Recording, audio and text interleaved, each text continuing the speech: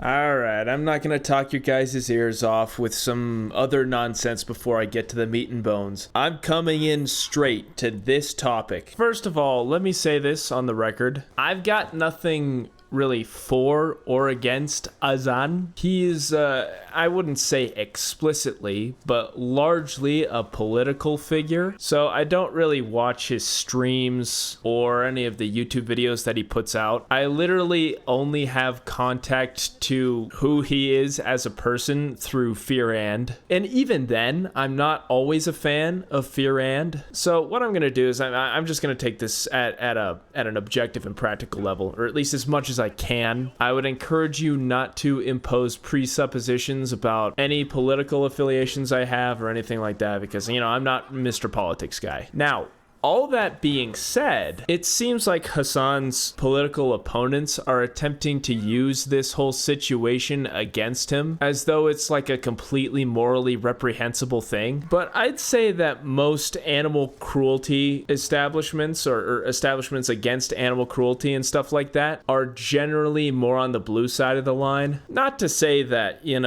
Republicans are invalid for saying that, oh, it's bad to like abuse a dog. Just generally, it's kind of a moot thing to, kind of involve politics in this very clearly domestic issue. Shock collars, you might be surprised to know, are not illegal to use on dogs. That's why they exist in the first place. Not to say that it's the best way to train your dog or to, curtail their behavior or things like that. They just do exist. That's why it's like completely understandable to have a personal issue with this without necessarily having to associate it with, oh, this is universally bad behavior, or it's like a universally bad thing to use a shock collar on a dog. I think I have said as much as is necessary to say about this in a reasonable manner, and I am not going to espouse to you my opinion on this topic. Now it's time for the talking about random bullshit, okay? So if you guys only stuck around just to hear that, well then, whatever. But please stay, please! Alright, I think now is about the time that I'll be able to update you guys on my date that I went on the other day. So basically, it went well. We went to a bar. We didn't drink, but we did play some darts. And I bought the darts beforehand because the bar's darts kind of fucking suck. So it was a good conversation. And, she was engaging and picking up the slack where I left off. And generally, there's not really very much about her that I wouldn't like. I'm just not certain, though, how she views me specifically. I'm pretty sure that this was sort of a litmus test thing. But at the end of the date, she asked me if I thought that dinosaurs existed, and it's just like objectively true that they did exist. I think it just kind of has something to do with me admitting that I was a and she just wanted to confirm whether or not I was like completely unreasonable or not because of that. That was about maybe like a week-ish ago, and we planned to meet, next Tuesday, which is today, the day that I'm recording this specifically. And this might be my fault because I asked her whether or not we were still on for tonight an hour before we actually planned to meet at the designated place. But she let me know right after I asked her that she was sick and she was sleeping all day, and she asked me to reschedule. Now, I think, I wouldn't call myself a schmuck for believing that that was actually the case, but I think that like the messaging of where a girl tells you that she's sick and she wants to reschedule has like the subtext of like maybe she doesn't want to hang out with me again, which if that is the case, I'm just kind of upset about that. Not because she doesn't want to go out with me again, but because she feels like she has to use subtext to tell me that. Look, listen, if you don't want to have a second date, just tell me outright, and it's like fine, right? I'm not going to take it personally. We're not going to talk to each other about it ever again at work. It's not going to be a big problem. Now, in contrast to what I just said, subtext and all, I'll be a schmuck just for a couple more hours at least, if not a day or two. Because like, what if she is genuinely sick and is genuinely resting and genuinely can't respond to my text about rescheduling quite yet. I'm gonna hold out hope. I'm gonna hold out hope that, maybe I will get a second date with this girl. Or maybe that, in and of itself, is a litmus test. Just like throwing out, oh, I'm sick, what do you do now? But to me, that's like a zero-sum game, because I've only known you for one date, and it's not like I can say, oh, I'll be there for you, can I get you anything? Because I don't even know where she lives, much less do I have access to her personal life so much that I even can do that. But I don't want to be like disconnected and say, oh, that sucks, hope you get better,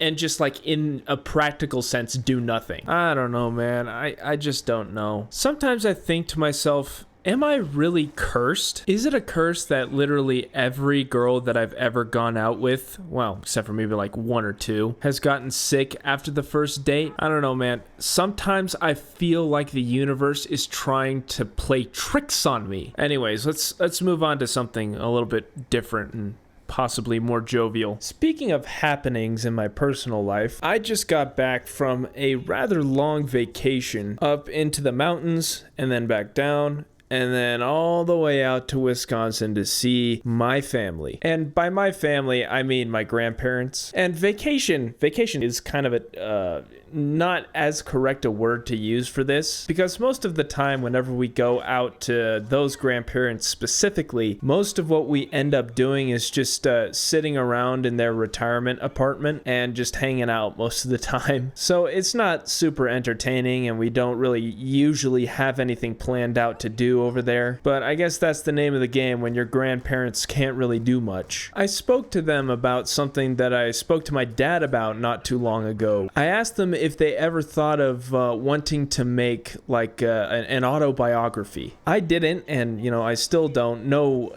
a whole lot about my grandparents' past, and they're a little bit slow thinking and slow talking and everything like that. So whenever I do ask them about it, they just give me general information about it, and it's not very detailed. So I figure being able to put something down on paper is gonna allow you more time to think and more time to collect your experiences onto a piece of paper. And some of my aunts and uncles were there, and doing the whole ancestry thing and looking up old government documents and stuff like that to see my late ancestors. I think that that's something that most, if not all, parents and grandparents should do, which is create an autobiography, because that way you get to tell people exactly who you are, what your lineage is, and who you come from. I think that that's a rather positive thing to add to your children's lives.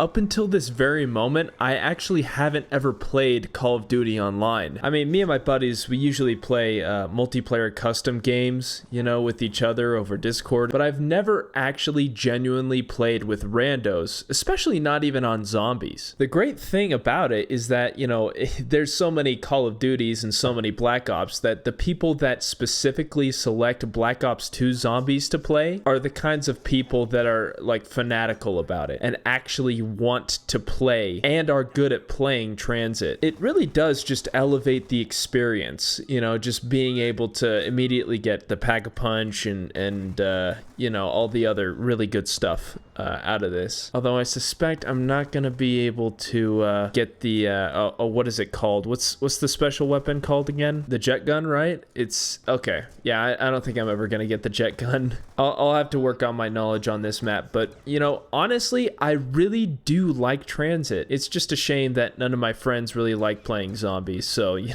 I just usually end up playing alone.